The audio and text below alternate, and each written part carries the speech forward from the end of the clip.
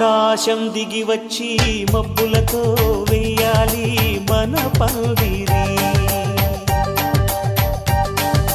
ఊరంతా చెప్పుకునే ముచ్చటగా జరగాలి పెళ్ళంటే మరి.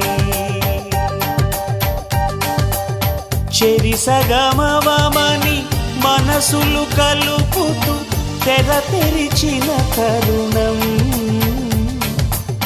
ఇది వరకెరగని వరసలు కలుపుతూ మురిసిన బంధుజనం.